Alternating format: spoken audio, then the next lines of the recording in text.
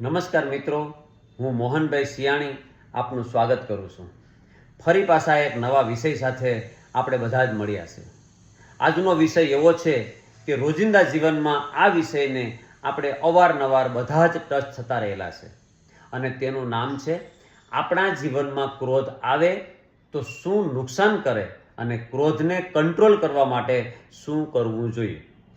Video આખો જોજો, અંત સુધી જોશો તો ખબર પડશે કે મારે મારા જીવનને કઈ જગ્યાએ મૂકવું. ભગવદ્ ગીતામાં કહે છે બીજા અધ્યાયના 63મા શ્લોકમાં કે ક્રોધાત ભવતિ सम्मोह सम्मोह સ્મૃતિ વિભમ સ્મૃતિ ભ્રાંશા બુદ્ધિનાશો બુદ્ધિનાશાત પ્રણશ્યતિ. આનો અર્થ એવો થાય છે કે ક્રોધથી सम्मोह થાય છે અને सम्मोहથી સ્મૃતિનો નાશ થાય છે અને સ્મૃતિ જતાં જ બુદ્ધિ નષ્ટ થાય છે અને અંતે મનુષ્ય પોતાનો વિનાશ કરે છે. તો પ્રશ્ન એ થાય છે કે ક્રોધને જીતવા માટે શું કરવું જોઈએ. હું કોઈ ટીવીનો રિમોટ તો નથી કે કોઈ પણ વ્યક્તિ આવી અને રિમોટની સ્વિચ ઓન કરે અને હું સ્ટાર્ટ થઈ જાઉં.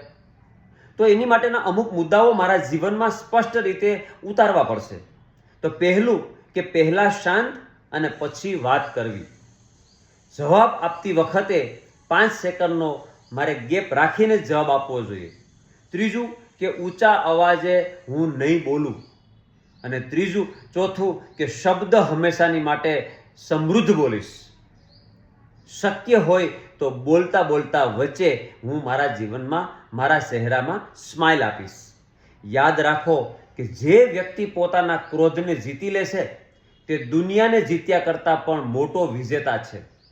આવી જ વૈદિક સનાતન ને જ્ઞાનસભર વાતોને જાણવા માટે મારી ચેનલમાં જો નવા હોય તો તેને ફોલોઅપ કરતા રહેજો. અવારનવાર મળતા રહેશું. જય શ્રી કૃષ્ણ.